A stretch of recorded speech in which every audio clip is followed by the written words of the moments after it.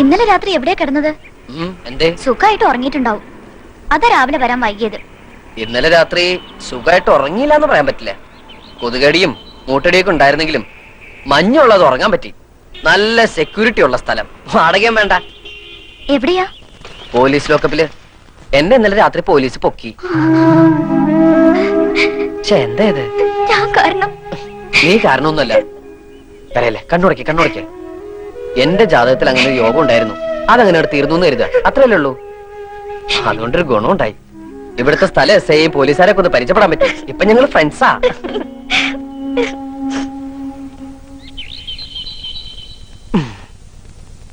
അപ്പോഴേ എന്നും ഇങ്ങനെ രാവിലെ തൊട്ട് വൈകുന്നേരം വരെ എന്റെ കൂടെ കറങ്ങി നടന്നാൽ ശരിയാവില്ല. എനിക്ക് ഉടനെ എന്തെങ്കിലും ഒരു ജോലി കണ്ടുപിടിക്കണം. അതുകൊണ്ട് 1-2 ആഴ്ചക്ക് നീ ഹോസ്റ്റലിൽ നിന്ന് ഇറങ്ങണ്ട. ജോലിക്ക് പോണില്ലേന്ന് അവര് ചോദിച്ചാലോ? നമ്മൾ നമുക്ക് വേണ്ടി ഉണ്ടാക്കിയ ഫോർഡ് കമ്പനിയിൽ നമുക്ക് വേണ്ടി ഒരു MD കൂടി സൃഷ്ടിക്കുന്നു. എന്ന് വെച്ചാൽ MD ടൂറിലാണ്. 2 ആഴ്ച കഴിഞ്ഞാൽ തിരിച്ചു വരൂ. അതുകൊണ്ട് 2 ആഴ്ച കഴിഞ്ഞാൽ ജോയിൻ ചെയ്യാൻ പറ്റുള്ളൂ എന്ന് നീ ഞങ്ങൾ പറഞ്ഞേക്കണം. മനസ്സിലായോ? ഇനി അഥവാ എന്തെങ്കിലും അവർ പറഞ്ഞാൽ തന്നെ ഒന്ന് കരഞ്ഞു കാണിച്ചേക്കണം. സെന്റിമെന്റ്സിൽ അവർ വീഴും. എന്നെ കല്യാണം കഴിച്ച അന്ന് തൊട്ട് കുട്ടേട്ടന് കഷ്ടകാലല്ലേ? അയ്യേ, എന്താ ഈ പറയണേ? മാലുവിനെ കല്യാണം കഴിച്ചതിന് ശേഷമാ എനിക്ക് മുതിർന്ന ഒരാളാണെന്നുള്ള ബോധം വന്നു തന്നെ. ആ യൂണിഫോമിൽ നിന്ന് രക്ഷപ്പെട്ടപ്പോ തന്നെ ആശ്വാസായി. ഇപ്പൊ ഈ പ്രോബ്ലംസ് ഒക്കെ സോൾവ് ചെയ്യുമ്പോ, ഇങ്ങനെയുള്ള കൊച്ചു കൊച്ചു ടെൻഷൻസ് അനുഭവിക്കുമ്പോ ഞാനൊരു ചങ്കുറ്റുള്ള ആണാണെന്ന് തോന്നുന്നു.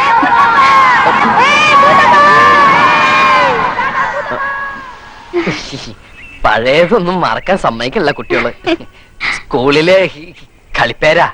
ഏറ്റവും മൂത്ത ആള് ഞാനായിരുന്നോണ്ട് മുത്താപ്പന്ന് വിളിക്കുക. കുട്ടികളുടെ ഒരു കാര്യം ഭയങ്കര. ഈ ക്വാളിഫിക്കേഷൻ വെച്ച് എന്ത് ജോലിയാണോ എനിക്ക് തരിക? എന്ത് ജോലിയായാലും മതി സാർ. ഇവിടെ ഇപ്പോ ഒരു ഓഫീസ് അറ്റൻഡർ വേക്കൻസി ഉണ്ട്. പക്ഷേ എനിക്ക് നേരിട്ട് അപ്പോയിന്റ്മെന്റ് നടത്താൻ പറ്റില്ല. ബോർഡ് മീറ്റിംഗ് വെച്ച് അപ്രൂവൽ വാങ്ങണം. മാത്രമല്ല ഉത്തരവാദിത്തമുള്ള ജോലിയാണ്. ജീവനക്കാരുടെ സാലറി ബാങ്കിൽ നിന്ന് കൊണ്ടുവരിക, അതാത് ദിവസത്തെ കളക്ഷൻ ബാങ്കിൽ കൊണ്ട് അടയ്ക്കുക. In short, you are going to handle a lot of മണി.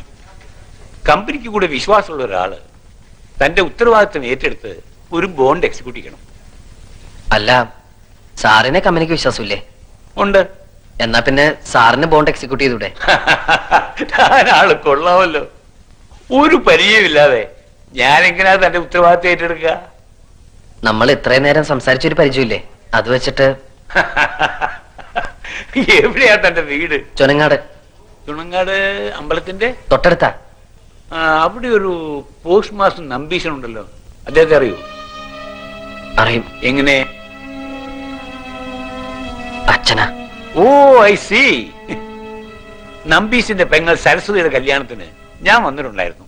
തനിക്ക് ഓർമ്മയുണ്ടോ? എനിക്ക് അത്രയ്ക്കങ്ങോട്ട് ഓർമ്മ വരുന്നില്ല. ഞാനെന്ന് അമ്മയുടെ ഒക്കത്താ.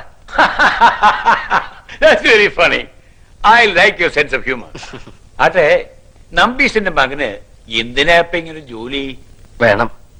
എത്ര കാലം വിചാരിച്ച അച്ഛനമ്മമാരെ ബുദ്ധിമുട്ടിക്ക? സ്വന്തമായിട്ടൊരു ഇൻകം ഉണ്ടെങ്കിൽ ഈവനിങ് കോളേജ് ചേർന്ന് ഡിഗ്രി എടുക്കാം. ആരെയും ബുദ്ധിമുട്ടിക്കാണ്ട്. എനിക്ക് എങ്ങനെ ജീവിക്കാനാ ഇഷ്ടം. That's good. You are very practical. I like it. തന്നെ പോലുള്ള യങ്സ്റ്റേഴ്സിനാണ് ഇന്ന് ഇന്ത്യക്ക് ആവശ്യം. തനിക്കറിയോ, ജപ്പാനിലെ കുട്ടികൾ മാതാപിതാക്കന്മാരെ ആശ്രയിക്കാറില്ല.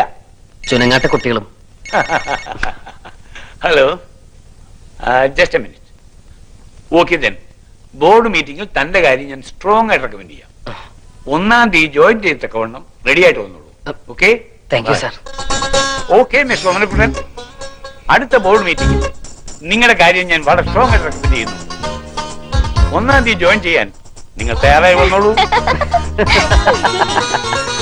ആ ബോർഡ് മീറ്റിംഗ് ഒന്ന് കഴിഞ്ഞോട്ടെ. അടുത്ത 1-ാം തീയതി മുതൽ ഓമനക്കുട്ടൻ ഒരു ഉദ്യോഗസ്ഥനാവുന്നു.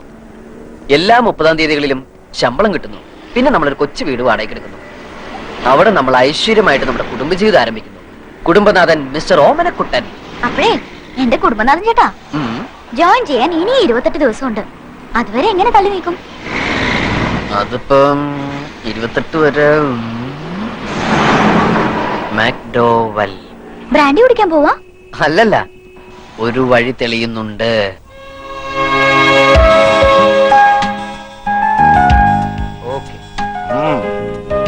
Not bad. ഞാനാണോ? താനല്ല, ശോഭന. പിക്ചറിന്റെ ഷാർപ്നെസ് കുറച്ചും കൂടെ കൂട്ടണം. അത് ഞാൻ പെട്ടെന്ന് വരച്ചോണ്ടാ. ഇനി ഇങ്ങനെ പെട്ടെന്ന് വരയ്ക്കരുത്. സമയം എടുത്ത് നീറ്റ് ആയിട്ട് വരയ്ക്കണം. It is God's gift. So don't take it easy. Road സൈഡിൽ നിന്ന് ശാലിനിയും ശോഭനയും ഒക്കെ ആളുകളെ നോക്കി സ്മൈൽ ചെയ്യണം. ദാ ഇങ്ങനെ. ഇങ്ങനെ സ്മൈൽ ചെയ്ത ആൾക്കാർ വട്ടാന്ന് വിചാരിക്കും. വാട്ട്? അല്ല, ശോഭനയും ശാലിനൊക്കെ ഞാൻ ഇങ്ങനെ ചിരിപ്പിക്കാം. Very good. ആ സ്മൈൽ കണ്ട് ജനങ്ങൾ കടയിലേക്ക് അങ്ങ് തള്ളിക്കറണം. മനസ്സിലായോ? ആയിക്കോട്ടെ. ഓക്കെ. താൻ ഇവിടെ എന്റെ ഹെൽപ്പർ ആയിട്ട് കൂടിക്കോളൂ. എവിടെയാ താമസം? ഒന്നും ആയിട്ടില്ല. ആ ഷെഡില് പായ് വിരിക്കാൻ 6 feet സ്ഥലം എടുക്കാം. What is your height? 5'8". Okay, then 6 is enough. പിന്നെ ഇവിടുന്ന് തന്നെ ഫുഡ് കഴിക്കാം. Okay? That means food and accommodation free. ബാക്കി 300 bucks ശമ്പളവും തരും. Nancy, what is this? എന്തിനാ ഇതൊക്കെ ഇപ്പൊ എടുത്തോണ്ട് വന്നത്? ആ അമ്മയുടെ കയ്യിൽ കൊടുത്തയച്ചാ പോരായിരുന്നോ? ട്രെയിൻ ചെയ്യരുതെന്ന് ഡോക്ടർ പറഞ്ഞിട്ടില്ലേ darling? Oh, leave it, darling. എനിക്കൊരു പ്രോബ്ലം ഇല്ല. Okay. No. What is this turning like this walking? You must walk slowly, darling. Slowly, like this, eh? You know, she is carrying. ഈ സമയത്ത് വളരെ സൂക്ഷിക്കണം. She lost 2 kids only because of her carelessness. See, what I am trying to tell you, ഞാൻ ഓഫീസിൽ ഇരിക്കുമ്പോ you are my office boy. ഞാൻ paint ചെയ്യുമ്പോ താൻ എന്റെ പെയിന്റിംഗ് ഹെൽപ്പർ. ഫ്രീ ആയിരിക്കുമ്പോ നാൻസിയുടെ ഹെൽപ്പർ. ബസാറിൽ പോവാ, സാധനങ്ങൾ വാങ്ങിക്കുക. ഓക്കെ? രാമു, ഇയാൾക്ക് ആ റൂം ഒന്ന് കാണിച്ചു കൊടുത്തേ. ഇതാണ് മുതലാളി പറഞ്ഞ റൂം.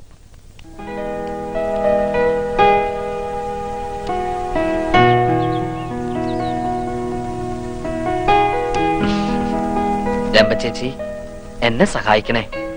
വരയ്ക്കുമ്പോ തെറ്റിപ്പിക്കരുതേ. ദേ, ഇതുപോലെ ചിരിച്ചാ പോരാ, നല്ല സ്മൈൽ വേണം. ദാ ഇങ്ങനെ. ഇങ്ങനെ ചിരിച്ചാലേ ആ വട്ട റൊസാരി ചിരിക്കൂ. റൊസാരി ചിരിച്ചാലേ എനിക്ക് കാശ് കിട്ടൂ. എനിക്ക് കാശ് കിട്ടിയാലേ എന്റെ മാലി ചിരിക്കൂ.